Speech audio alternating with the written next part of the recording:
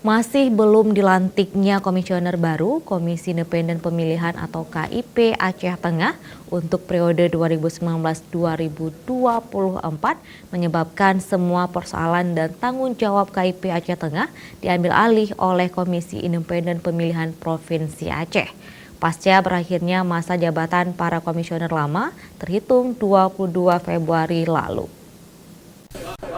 Akibat belum dilantiknya komisioner Komisi Independen Aceh Tengah yang baru periode 2019-2024 setelah berakhirnya masa tugas jabatan komisioner lama terhitung 12 Februari 2019 kemarin, maka kegiatan di KIP Aceh Tengah diambil alih oleh Komisi Independen Pemilihan Provinsi Aceh sejak 23 Februari 2019 kemarin.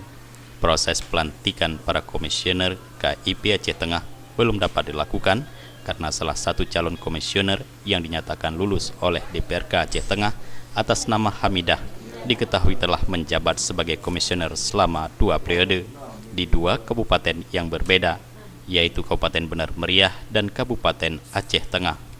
Merespon hal ini, KPU RI melalui suratnya tertanggal 23 Januari 2019 telah meminta pendapat Ketua DPRK Aceh Tengah terkait penetapan Hamidah sebagai calon komisioner KIP Aceh Tengah periode 2019-2024 serta meminta nama calon pengganti Hamidah.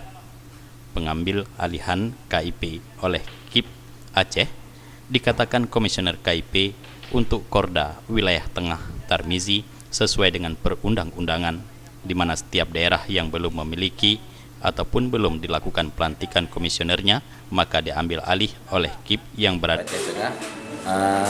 Ini kan KIP Aceh Tengah pasca tanggal 22 kan komisioner lamanya habis.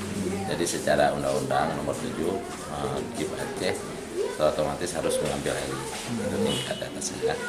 Jadi semenjak tanggal 22 KIP Aceh adalah mengambil alih KIP Aceh Tengah untuk melaksanakan setiap tahapan yang memang sesuai dengan undang-undang kita laksanakan dengan ada yang terhenti.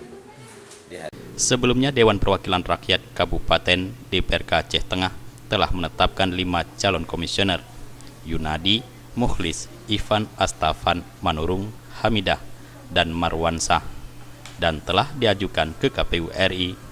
Dari Aceh Tengah, kontributor Aceh TV melaporkan.